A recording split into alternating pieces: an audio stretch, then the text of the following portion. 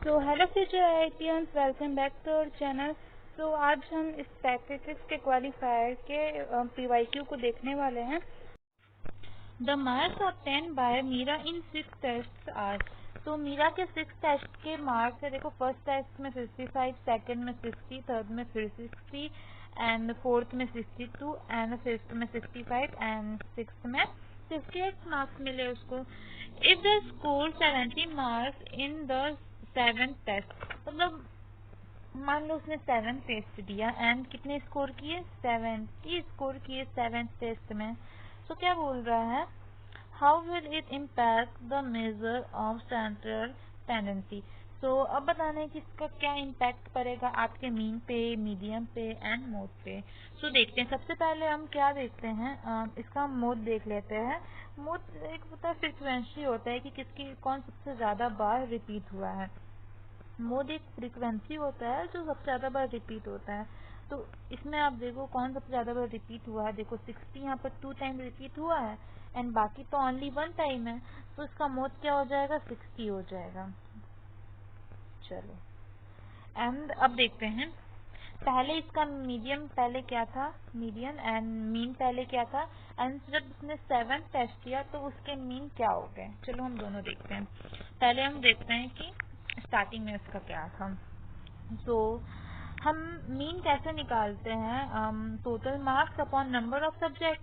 तो कितने उसके मार्क्स थे, 55 प्लस फर्स्ट टेस्ट में थे, सेकंड में 60 एंड थर्ड में भी आप 60 मार्क्स थे एंड फोर्थ में कितने थे, 62 एंड फिफ्थ में कितने, एंड टोटल मार्क्स अपॉन कितने टाइम उसने टेस्ट दिया था, 6 टेस्ट दिए थे। तो जब आप इसको ऐड करोगे तो आपका आ जाएगा 370 अपॉन में 6। देन क्या आंसर आएगा, 61.66। तो ये आपका मीन आ गया। देन अब क्या बोला है, जब उसने 7 टेस्ट दिया तो उसका मीन क्या होगा। तो 7 टेस्ट जब वो देगी तो यहाँ पर आपका क्या आ जाएगा, एक और सब्जेक्ट 70 मार्क्स था एंड टोटल नंबर कितना हो जाएगा आपका, 7 हो जाएगा टेस्ट का। तो इसका हो जाएगा 440 अपॉन में। अब हमारे पास कितने टेस्ट उसने लिए थे, 7, तो यहाँ पर 7 हो जाएगा। एंड जब आप इसको सॉल्व करोगे तो इसका आंसर 62.6 आ जाएगा। आपके पास वहाँ कैलकुलेटर होगा, मतलब आपके कंप्यूटर में कैलकुलेटर होगा, तो आप उससे कर सकते हो सॉल्व। तो इससे पहले आपको कितना था, 61.66 से 62.6 ग्रेटर देन हुआ। तो क्या हुआ, इसके मीन में इंक्रीमेंट हुई। देन अब हम मीडियम देखते हैं, मीडियन। तो मीडियन के लिए हम क्या करते हैं, अगर आपका जो इवन आता है, तो इवन में हम क्या करते हैं, n/2 टर्म हो गया आपका, प्लस n/2 प्लस 1 टर्म हो गया आपका, अपॉन में 2 कर देते हैं। तो स्टार्टिंग में उसने 6 सब्जेक्ट का टेस्ट किया था। तो हमारा इनिशियली 6 आपका क्या है, एक इवन नंबर है। तो इवन नंबर के लिए आप क्या करोगे, n/3 आपका थर्ड हो जाएगा एंड 6/2 3 प्लस 1 ये आपका फोर्थ टर्म हो जाएगा, अपॉन में 2 हो जाएगा। तो आपका थर्ड टर्म क्या था, 60 था एंड फोर्थ टर्म आपका क्या था, 62 था, अपॉन में 2 हो जाएगा, 62 था। तो जब आप इसको ऐड करोगे, तो उसके बाद ऐड करके जब आप इसको डिवाइड करोगे तो आपका आंसर आएगा, है ना, आपका 60 प्लस 62 अपॉन 2। ये आपका क्या हो जाएगा, देखो 120 अपॉन 2 यानी 61 हो जाएगा। देन जब आप उसने मतलब 7 टेस्ट दिया तो आपके नंबर क्या रहे, वो आपके ऑड हो गए। 7 क्या है, एक ऑड नंबर है। तो ऑड नंबर के लिए आप मीडियन कैसे निकालते हो, ये देखो n+1 अपॉन में 2 टर्म। तो n आपका क्या है, 7, 7 प्लस 1 8/2 यानी क्या हो जाएगा आपका फोर्थ टर्म हो जाएगा। तो आपका फोर्थ में क्या था, पहले आपका फर्स्ट टेस्ट में उसने 55 किया, सेकंड में 60 किया, एंड थर्ड में भी 60 किया, एंड फोर्थ में क्या किया, 62 किया। तो आपका 62 हो गया। सो आपके मीन में भी इंक्रीमेंट हुआ एंड मीडियन में भी इंक्रीमेंट हुआ, दोनों आपके इंक्रीज हुए। But mode will stay unchanged, but आपका जो मोड था वो अनचेंज्ड रहा, उसमें आपका कोई भी चेंज हुआ नहीं। क्योंकि देखो पहले भी 60 की ही फ्रिक्वेंसी ज़्यादा थी, लेकिन उसके बाद जब आपने 7th टेस्ट दिया, मतलब मीरा ने जब 7th टेस्ट दिया, तो उसके बाद भी 60 की फ्रिक्वेंसी ज़्यादा है, तो मोड अभी भी आपका 60 ही रहा, एंड पहले भी 60 ही था, एंड मीन एंड मीडियम में क्या हुआ, आपका इंक्रीमेंट हुआ। तो आपका ये ऑप्शन राइट हो जाएगा। तो चलिए अब हम अपना नेक्स्ट PYQ देखते हैं। तो इस क्वेश्चन में आपको ये टेबल दिया हुआ है, इसके अकॉर्डिंग आपको ऑप्शंस को सेलेक्ट करना है। तो हम देखते हैं अब। तो इससे पहले मैं आपको ये बता दूं कि आपका जो वेरिएबल होता है, वेरिएबल आपका होता है कॉलम रिप्रेजेंट वेरिएबल, जो भी आपके कॉलम होते हैं वो आपके वेरिएबल को रिप्रेजेंट करते हैं, एंड जो आपके रो होते हैं वो आपके किसी कैश को रिप्रेजेंट करते हैं। देन अब हम ऑप्शन को देखते हैं। BMI is a continuous variable. So variable BMI कहाँ पर है, देखो ये आपका एक वेरिएबल है। देखो वेरिएबल आपके रो रिप्रेजेंट कर, सॉरी कॉलम रिप्रेजेंट करते हैं। तो ये ऑप्शन आपका राइट हो जाएगा। The variable is smoker is ordinal in nature. तो ये क्या ऑर्डिनल है इन नेचर में, ऑर्डिनल के पास ऑर्डर होता है, इसमें आपका रैंक रेटिंग ये सारे आपके ऑर्डिनल स्केल के एग्जाम्पल होते हैं। तो ये तो वैसा है नहीं। एंड नेक्स्ट ऑप्शन है आपका drawing conclusion about the smoking habit of the entire city based on this sample is an application of descriptive statistics. तो आपका जो डिस्क्रिप्टिव स्टैटिस्टिक्स होता है उसमें आपके डाटा का समराइजेशन होता है, तो इसमें आपके डाटा का समराइजेशन भी नहीं है, तो ये रॉन्ग हो जाएगा। P104 represent a case. तो ये है आपका P104, ये देखो ये आपका क्या है, ये सारे आपके केस को रिप्रेजेंट कर रहे हैं। जो भी आपका रो है, रो आपका क्या रिप्रेजेंट करेगा, केस को। जो आपका कॉलम है वो क्या रिप्रेजेंट करेगा, आपका वेरिएबल को रिप्रेजेंट करेगा। तो आपके ये दोनों ऑप्शंस राइट हो गए। सो अब हम नेक्स्ट क्वेश्चन देखते हैं, इसमें क्या है। The roll number of a student is an example of an ordinal variable. So आपका जो ordinal variable होता है ordinal scale में, उसके पास क्या होता है, एक order होता है। तो इसमें क्या आपको मतलब जो नंबर ऑफ स्टूडेंट है इसमें आपको कोई भी ऑर्डर तो शो नहीं हो रहा है, तो ये आपका ऑप्शन नहीं होगा। Next option, a histogram is an appropriate graph to display the count of search based on their colors. तो इसमें तो कुछ आपको बोला ही नहीं है कि नॉमिनल ऑर्डिनल या मतलब कौन सा डाटा है, कुछ इसमें बोला ही नहीं गया है। Then recording the number of customers served by different restaurants in a city on particular day is an example of cross-sectional data. So cross-sectional data क्या होता था, data recorded at any particular time. तो इसमें भी आपका record हो रहा है, देखो different restaurant in a city on particular time. तो ये आपका क्रॉस सेक्शनल का एग्जाम्पल होगा। The battery life in hours of laptop is the numerical and continuous variable. से आपका ये न्यूमेरिकल है, न्यूमेरिकल आपका कोई भी आप नंबर ले लो वो आपको न्यूमेरिकल का एग्जाम्पल होता है।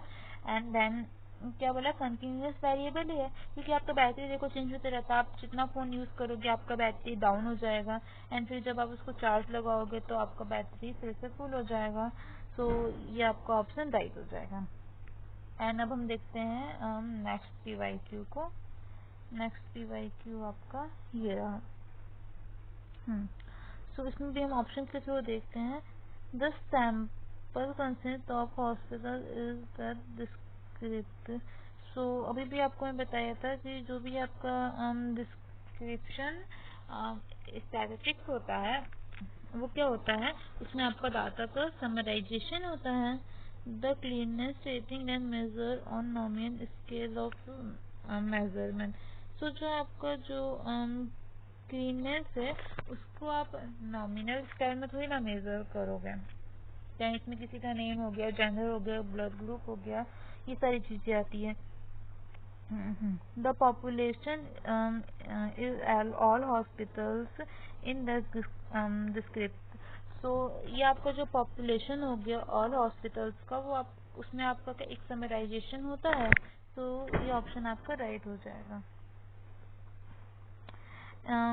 If the agency conducts the cleanliness of hospital in district in good, this would be example of inferential statistics। so जो आपका हाँ, जो आपका इन्फ्लुएंस स्टैटिस्टिक्स होता है, उसमें आप क्या करते हो, उसमें आप उसमें कंसल्ट कर सकते हो उसे किसी ड्राइंग के थ्रू, उसका आप एक कंक्लूशन निकाल सकते हो। सो इसमें आप क्या, उसका आपका कंक्लूशन भी निकल जाएगा एंड आप इसको ड्राइंग या चार्ट के थ्रू भी रिप्रेजेंट कर सकते हो। सो ये ऑप्शन आपका राइट हो जाएगा। देन अब हम फोर्थ क्वेश्चन देखते हैं। सो फोर्थ क्वेश्चन आपका क्या है? In the university, 12,500 students appear in qualifier exam। तो इसका डाटा उन्होंने दिया है कि देखो इंजीनियर कितने थे आपके 3,500 मतलब पास हुए, एंड फेल कितने हुए 1,000 फेल हुए, एंड आर्ट्स में आपके कितने 2,000 पास हुए एंड 3,000 फेल हो गए, एंड बिजनेस में आपके 2,500 पास हुए एंड 500 स्टूडेंट्स आपके क्या हो गए, फेल हो गए। सो अब हमको ऑप्शन के थ्रू हम चेक करते हैं। Result of the exam is associated with the course specialisation of the student. So हाँ, आपका देखो कोर्स आपका डिवाइड है, कोर्स स्पेशलाइजेशन आपका है इसमें। तो ये ऑप्शन आपका राइट हो गया। जो रिजल्ट है आपका इस टाइप से फॉर्म में है और इसमें नॉट बोला है, तो ये ऑप्शन आपका रॉन्ग हो जाएगा।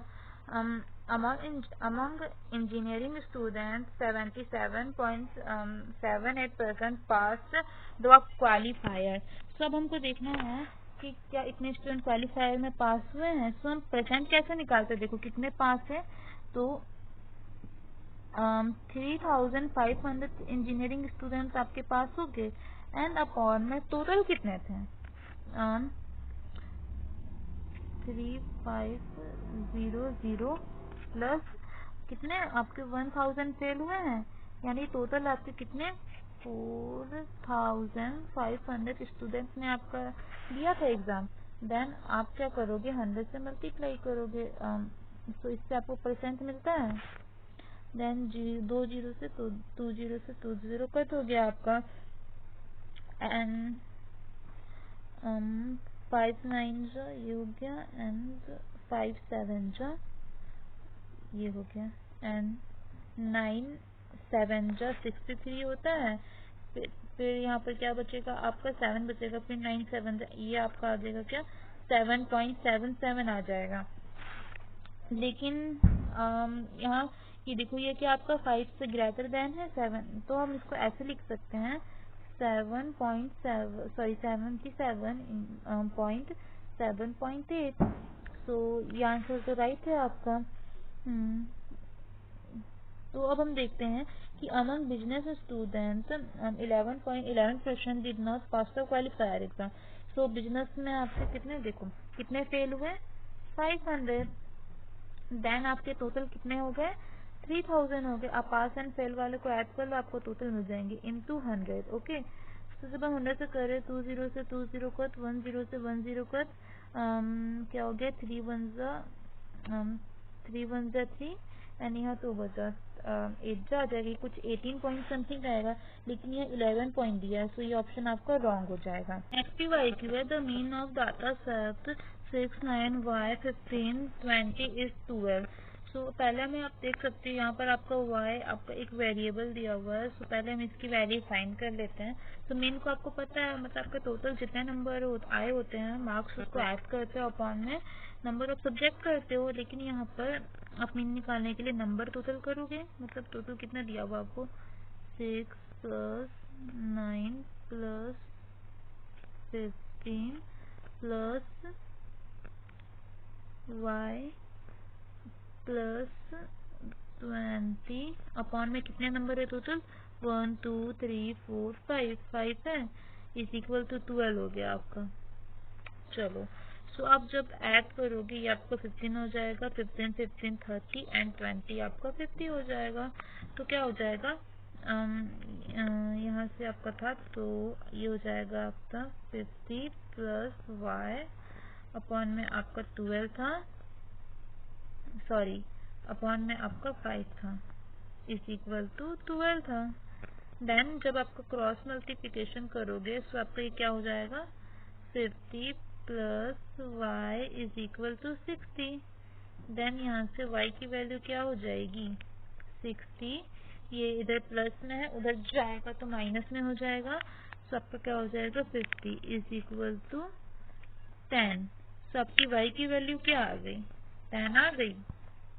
तो यहाँ तक तो क्वेश्चन क्लियर है। अब देखते हैं क्या करना है। हाँ, the sample standard deviation of the new data set if add to each number in the given data set। Sorry, क्या ऐड करना है, अगर हम इसमें 5 ऐड करते हैं मतलब each नंबर सभी नंबर में, सो ऐड करने के बाद आपका स्टैंडर्ड सैंपल स्टैंडर्ड डेविएशन क्या होगा। तो चलो उसको देखते हैं हम। पहले जब आप सब में 5 ऐड करोगे तो जो आपका 6 प्लस 5 11 हो जाएगा। देन अब 9 प्लस 5 आपका 14 हो जाएगा। एंड y की वैल्यू क्या आ गई थी, 10। 10 प्लस 5 15 ही हो जाएगा। एंड 15 प्लस 5 20 हो जाएगा। एंड 20 प्लस 5 25 हो जाएगा। एंड जो हमारा सैंपल स्टैंडर्ड डेविएशन होता है उसका फॉर्मूला क्या था आपका, एस फॉर्मूला क्या था, देखो अंडर रूट में आपका एक्स आई माइनस एक्स मोड का होल स्क्वायर अपॉन में एन माइनस 1 ये था। तो आपका जो ये था, देन आपका एक्स आई क्या है, ये देखो 11 14 ये और इसका ये था आपका क्या बोलते हैं, समेशन यानी सम था इसका। देन तो चलो अब हम इसको कर लेते हैं, पहले यही कर लेते हैं। मीन क्या हो जाएगा, एक्स मॉड जब आप इसको ऐड करोगे अपॉन में 1 2 3 4 5 करोगे तो आपका मीन आ जाएगा 17। देन अब हम क्या करेंगे, देखो एक्स आई मतलब आपका 11 हो गया माइनस मॉड यानी 17 का होल स्क्वायर करोगे प्लस, चलो देखो 14 में से आप 17 को माइनस करोगे तो 3 आ जाएगा, तो यहाँ 3 का स्क्वायर हो जाएगा। फिर आप 15 में से 17 को माइनस करोगे तो -2 आएगा, लेकिन -2 का जब स्क्वायर करोगे तो आपको वो पॉजिटिव ही मिलेगा। देन हम ऐसे ही 20 माइनस 17 3 का स्क्वायर एंड 15 माइनस 17 आपका क्या हो जाएगा, 8 का स्क्वायर हो जाएगा। देन चलो क्या हो गया आपका 6 का स्क्वायर आपका क्या हो जाएगा, 36 हो जाएगा प्लस 3 का स्क्वायर 9 हो जाएगा, 2 का स्क्वायर 4 हो जाएगा एंड फिर 3 का स्क्वायर 9 हो जाएगा एंड 8 का स्क्वायर आपका 64 हो जाएगा। अपॉन में आपका n-1 टोटल नंबर कितने हैं आपके, देखो 1 2 3 4 5 5 माइनस 1 4 है एंड ये सारा आपका क्या था, रूट में था। ये हमने फॉर्मूला से लगाई थी, मैंने आपको बता दी हूँ। सो अभी आपका रूट आ गया एंड जब आप इसको ऐड करोगे तो आपको 122 आएगा अपॉन में 4। उसके बाद क्या आएगा आपका, इसको जब आप डिवाइड करोगे तो देखो 4 3 जा 2 है, फिर 0, फिर आप पॉइंट लगाओगे सो 30.5 आएगा। देन ये आएगा और जब आप इसका रूट लोगे आपको वहाँ कंप्यूटर में आपको कैलकुलेटर मिल जाएगा, आप वहाँ से कर लेना। तो ये हो जाएगा आपका 5.52। सो ये आपका इसका आंसर हो गया। So next PYQ में to shortlist candidates for further round, the company decided to eliminate less service 80% and retain only the top 20% fastest candidates spent on their test completion time. What is the maximum test competition exam a candidate can have to be in top 20% faster group? Okay, so सबसे पहले क्या करना है आपको, क्या जो भी ये नंबर दिया हुआ है इसको आपको असेंडिंग ऑर्डर में लिख लेना है। सो आपका क्या हो जाएगा 46, 47, 49 एंड क्या है आपका, देखो 48 आएगा। देन आपको क्या हो जाएगा 49, उसके बाद आपको क्या हो जाएगा 50 एंड 53 एंड 60। आपको इस ऑर्डर में लिख लेना है। एंड 20 कितने नंबर है आपके टोटल 1 2 3 4 5 6 सॉरी 1 2 3 4 5 6 7 है। सो 7 का आपका 20% 1.6 आएगा समथिंग। तो इतना आएगा, यानी आप अप्रोक्स 2 मान के चलते हैं तो आपके 20% में ये आएगा। लेकिन आपको क्या करना है कि इन अ कैंडिडेट आपको ओनली 1 फर्स्ट सिलेक्ट करना है। सॉरी 8 कैंडिडेट है तो आपका 8 का 20% आ जाएगा 1.6 समथिंग। सो आपका फर्स्ट क्या, ये 46 आपका आंसर हो जाएगा। ये तो आपके 20% में से इसको सिलेक्ट करेंगे। आपको जब भी कुछ ऐसा क्वेश्चन मिलता है आपको सबसे पहले इसे असेंडिंग ऑर्डर में लिख लेना, उसके बाद आप इसे सॉल्व कीजिएगा। सो हम नेक्स्ट PYQ देखते हैं क्या है। In the second week it student spend twice as much time on the puzzle as they did in the first week। तो ये फर्स्ट वीक का क्या ट्वाइस यूज करते हैं। मान लो फर्स्ट वीक में एक्स टाइम स्पेंड किया, तो सेकेंड वीक में उसने क्या किया ट्वाइस यानी 2x टाइम स्पेंड किया। What is the average time each student spent on the puzzle in the second week? तो सेकेंड वीक में यानी 2x किया था, तो इसका हमें एवरेज बताना है। तो यहाँ आपको दिया हुआ है कि कितना टाइम स्पेंड किया। तो ये आपका 25 का मीन क्या है 25 मिनट हो गया। एंड इधर क्या हो गया आपका, देखो 30, ये देखो 30 एंड 35, ये मिनट में होगा, आप समझ जाना। एंड इधर क्या हो जाएगा 40, ये देखो 40 यहाँ एंड 45 मिनट हो जाएगा। एंड लास्ट में आपका क्या 50 मिनट हो जाएगा। तो एवरेज आपको निकालना है। एवरेज ऐसे नहीं निकालना आपको, एवरेज इसका ट्वाइस करके निकालना है, डबल करके निकालना है। तो जब आप 25 का डबल करोगे तो 50 हो जाएगा ट्वाइस, 25 प्लस 25 एंड 30 का क्या हो जाएगा 60 हो जाएगा एंड 35 का क्या हो जाएगा 70 हो जाएगा एंड 40 का क्या हो जाएगा आपका 80 हो जाएगा। देन 40 का डबल आपका 80 हो जाएगा एंड 45 का 90 हो जाएगा एंड 50 का आपका क्या हो जाएगा 100 हो जाएगा। अपॉन में टोटल कितने नंबर है आपके 1 2 3 4 5 6, अपॉन में 6 हो जाएगा। देन जब आप फिर इसको ऐड करोगे तो आपका आंसर आएगा 400 आएगा।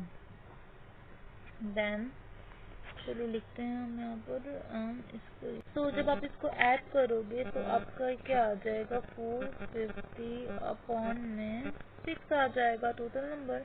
देन आपका आंसर क्या हो जाएगा यहाँ 6 7 जा 42 एंड 3 बचा एंड 6 5 जा, हाँ यानी 75 आपका एवरेज आ गया।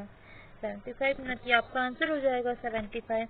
देन अब हम देखते हैं नेक्स्ट क्वेश्चन। ये रहा आपका next question. Calculate the absolute point biserial correlation coefficient between the exercise goal and body fat percent. Okay, so इसके लिए हमें सबसे पहले क्या करना पड़ेगा, आपको स्टैंडर्ड डेविएशन पहले फाइंड करना पड़ेगा, तो फिर उसके बाद आपको उसका फॉर्मूला अप्लाई करना पड़ेगा। तो सबसे पहले हम इसमें m1 फाइंड कर लेते हैं। देखो m1 आपका क्या हो जाएगा, देखो ये आपका 30 यहाँ से प्लस 20 अपॉन में 2, तो क्या हो जाएगा 30 प्लस 20 50 अपॉन 2 25 हो जाएगा।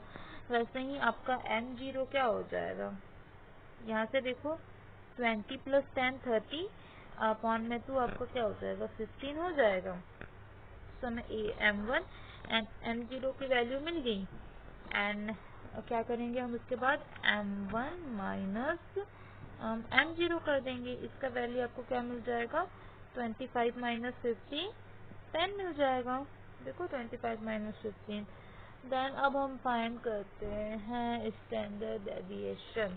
उसका फॉर्मूला तो आप जानते हो क्या होता है, अंडर रूट में summation yi minus y mode upon में n।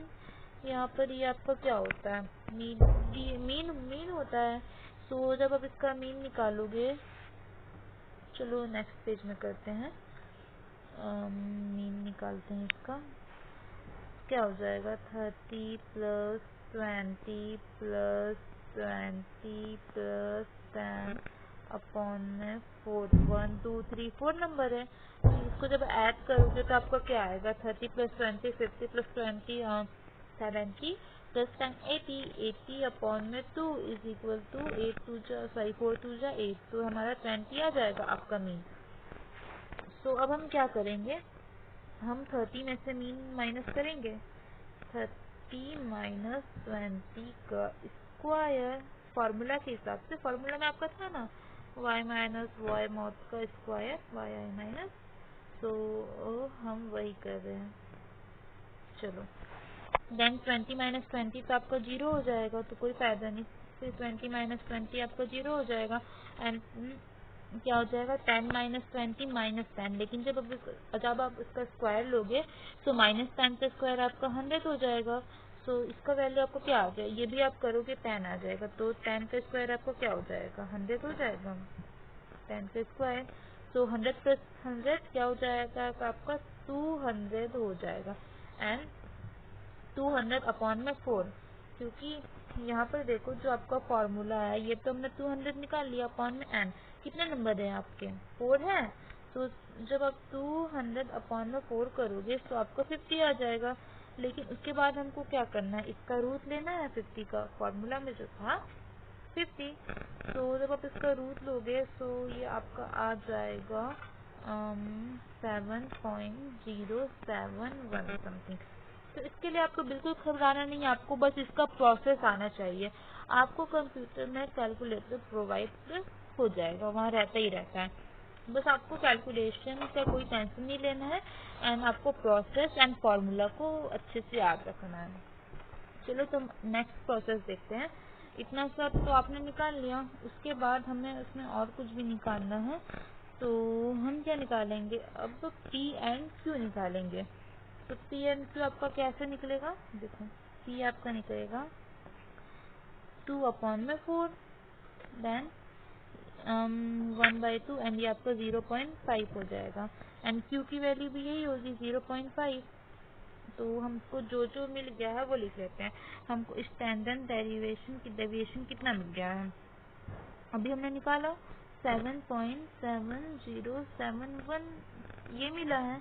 एंड अभी हमने P एंड Q निकाला, वो हमें कितना मिला है 0.5 मिला है। देन अब हमारा जो फॉर्मूला होता है, हमसे जो क्वेश्चन में पूछा गया था, यहाँ पर देखो क्वेश्चन में क्या पूछा गया था हमसे, सॉरी ये वाला नहीं है, इसके नेक्स्ट क्वेश्चन था ये। हाँ, इसमें हमें क्वेश्चन में क्या बोला है, 0.5 सीरीज करेलेशन। तो इसका फॉर्मूला आपका क्या होता है, देखो इसको हम क्या बोलते हैं RPD ये शॉर्ट में बोलते हैं। तो इसका हमारा फॉर्मूला क्या होता है M1 माइनस M0 अपॉन में S N into P into Q। तो हमने जो फाइंड किया था उसको हम इसमें रख देते हैं। देखो हमने यहाँ पर क्या फाइंड किया था, हाँ M1 माइनस M0 10 फाइंड किया था। तो हम फॉर्मूला में रख देते हैं 10 अपॉन में हमारा S क्या आया था, स्टैंडर्ड डेरिवेशन क्या आया था, सॉरी ये नहीं आया था, 7.071 आया था। And P into Q under root में P इंटू Q क्या आया था 0.5 इंटू 0.5। तो जब आप इसको कैलकुलेटर की हेल्प से सॉल्व करोगे तो आपका आंसर क्या आ जाएगा, 0.7071। इसको आप 0.71 लिख सकते हो, ये आपका आंसर है।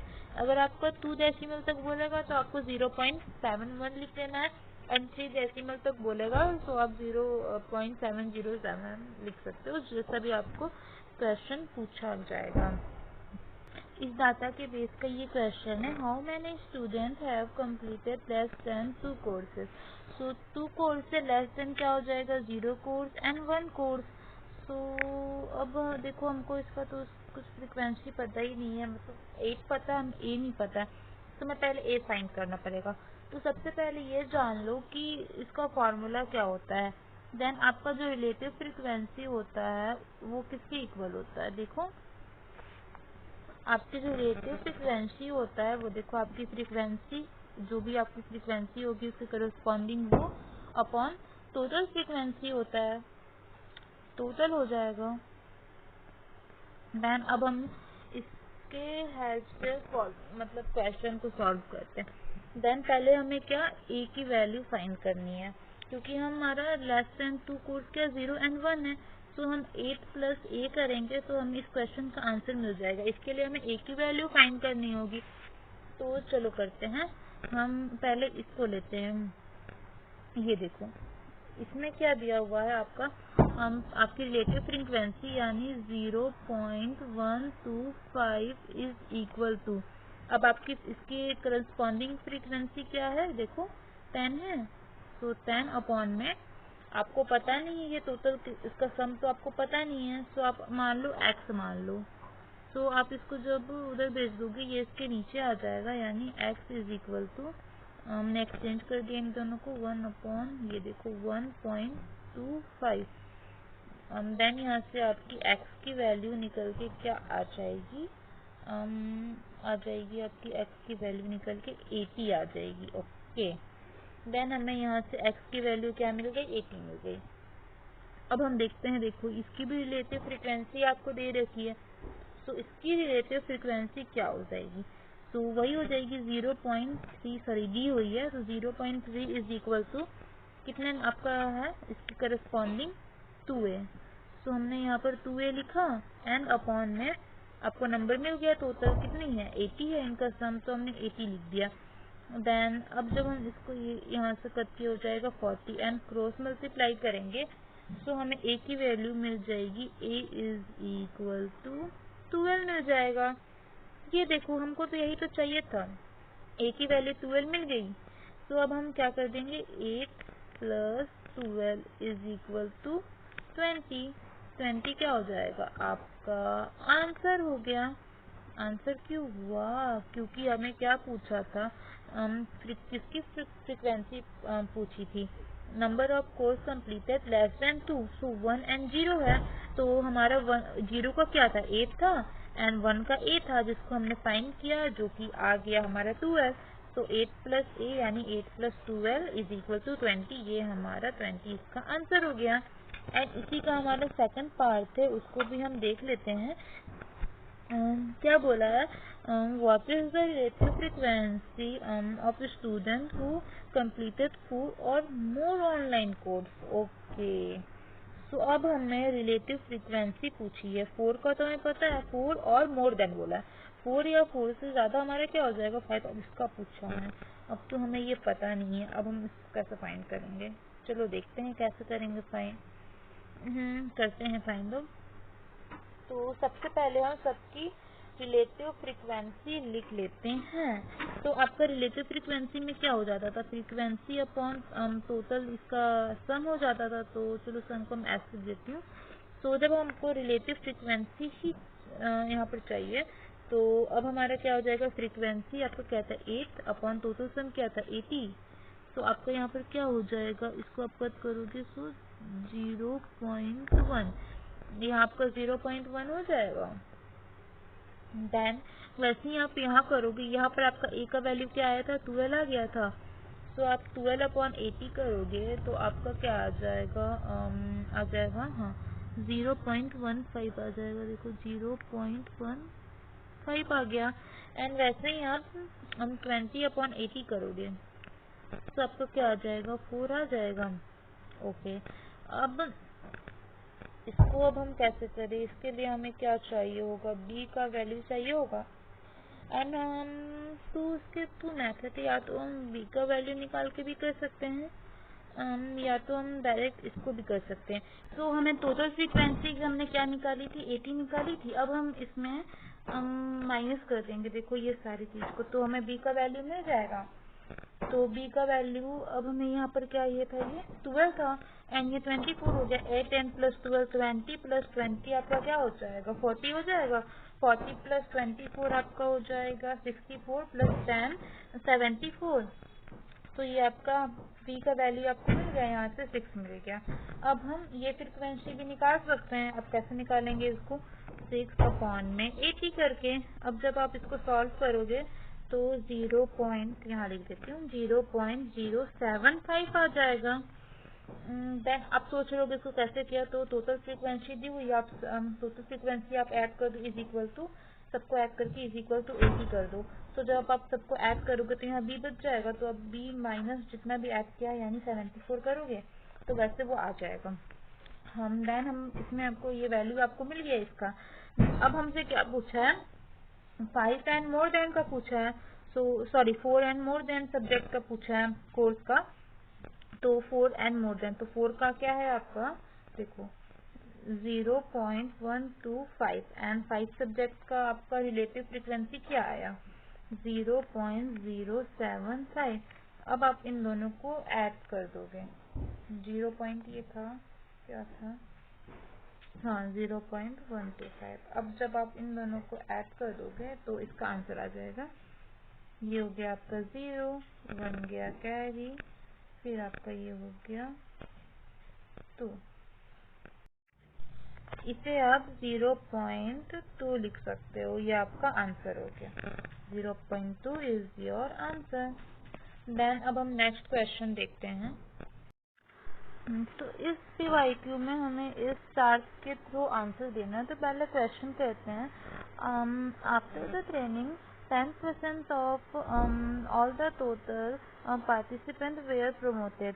Half of those promoted were the cell department. So जो 10% में से जो हाफ है वो किसके हैं, 1/2 सेल के हैं, सेल डिपार्टमेंट के हैं।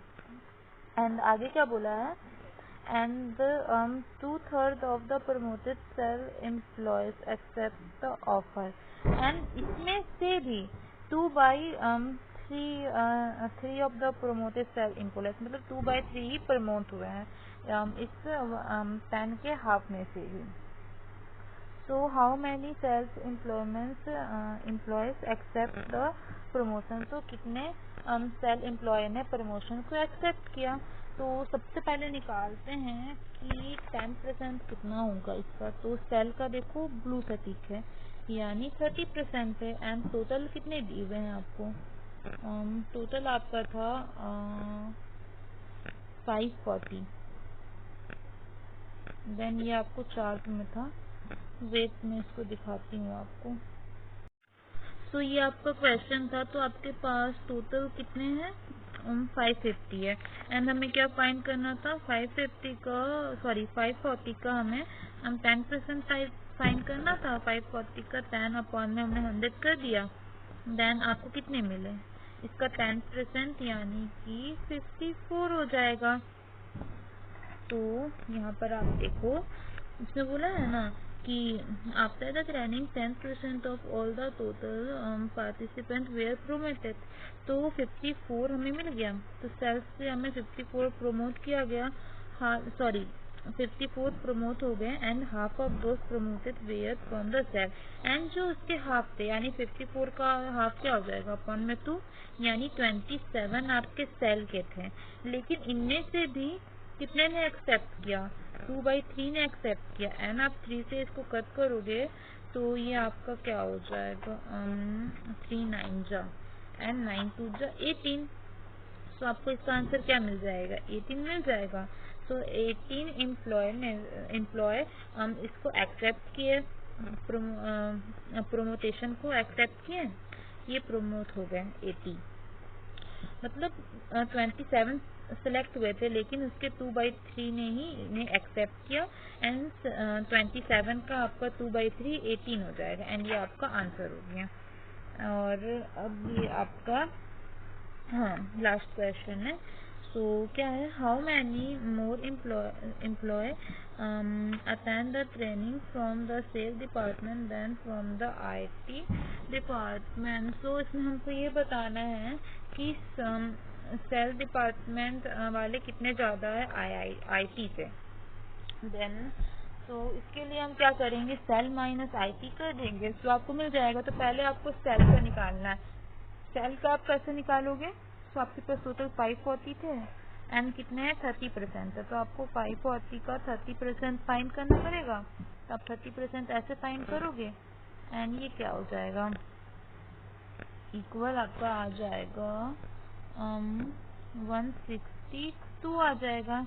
एंड अब हम IT का देखते हैं। IT आपका रेड से है, ये देखो यार, ये कितना है आपके 20% है। तो हम क्या करेंगे, अब इसको फाइंड कर लेते हैं। देखो 540 का कितना 20/100, तो ये आपका क्या आ गया, देखो 108। अब हम देखते हैं कि सेल्स वाले कितने ज़्यादा है IT से। तो अब क्या करेंगे, हम सेल्स से IT को हम माइनस कर देंगे, तो सेल वाले 162 माइनस IT वाले 108। जब आप इसको माइनस करोगे तो आंसर क्या आ जाएगा, इसका 54 आ जाएगा। ये आपका आंसर हो गया क्या 54 ज़्यादा है सेल वाले IT से, तो इसका आंसर आपको 54 हो जाएगा। ये आपका न्यूमेरिकल क्वेश्चन था। इसमें आपको इंटीजर टाइप के क्वेश्चन में आंसर आपको टाइप करना रहता है। And then thank you for watching. Hope आप सभी को वीडियो अच्छी लगी होगी। अगर आपको और भी किसी सब्जेक्ट के PYQ चाहिए तो आप हमें कमेंट कर सकते हो, हम आपको वो प्रोवाइड करा देंगे। देन मिलते हैं नेक्स्ट वीडियो में।